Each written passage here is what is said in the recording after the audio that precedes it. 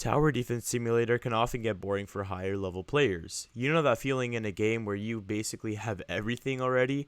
What if I told you I can change that boredom? I can change that thought of, oh, I already have every single tower, so I'm just going to quit the game now, into, oh, I already have every single tower. Now this is where it actually gets fun.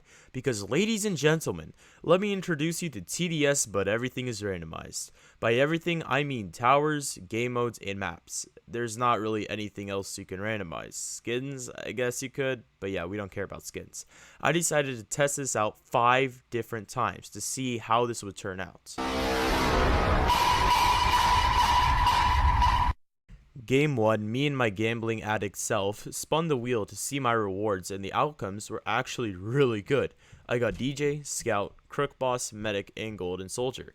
Looking at this, I already knew I was never going to use Scout, and instead thought to use Crook Boss for early, DJ and Medic for support, and Golden Soldier for late game. That was all, of course, if I didn't get a difficult game mode, and gladly, I got the most ideal game mode out of the bunch, which was Molten. The only thing that could screw this up was the map, and gladly, I got a pretty easy one, which was Marshlands. The run went just as I predicted, and Crook Boss proved to be excellent at early to mid game, while I saved up for a max DJ and a bunch of max Golden Soldiers. There was very little threats, and to be honest, when the Molten Boss showed up, his health drained quite a bit faster than I anticipated, and I ended up killing the Molten Boss as he was at the second part of the map. In my opinion, for the first game, this was way too easy, and I was pretty sure I got quite lucky, which I couldn't have been more correct about.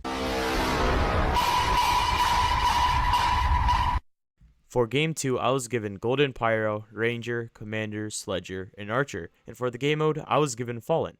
Looking at this, I knew I wasn't making it far. Enemies like Fallens, Glitches, and Giant Bosses were surely going to end the run, which, once again, I was correct about.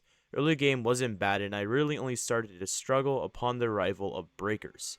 And if I thought Breakers were bad, when Fallen showed up, they got very far along the path, and eventually the swarm was just too large, and the Fallens ended up ending the run. I wanted game 3 to go a little bit better than game 2, and with the towers that I got, it seemed to look that way. Golden Crook Boss could be used for early game, while I could use Accelerator for late game. I was feeling pretty hopeful until I rolled Polluted Wastelands for my game mode. Honestly though, I did much better than I expected, and Golden Crook Boss was able to defend the early waves quite well, with the bodyguards at one point doing more damage than the Mafia leaders themselves. Eventually, the amalgamation kind of just existed and killed us on wave 23. For game 4, my towers were somewhat promising, with Gladiator being my early defense and Engineer doing mid to late game, until I rolled Badlands. Gladiator is surprisingly very good for Badlands, since the hordes often bunch up and let Gladiator hit many enemies at once. To be honest, I was doing pretty well until Breakers, and yeah, that happened. Game 5, the final game. I had to end it strong. I mean, at least I got Fallen and not Polluted Wastelands. Yeah, no, this game was kind of brutal, and I died to Fallens on wave 22.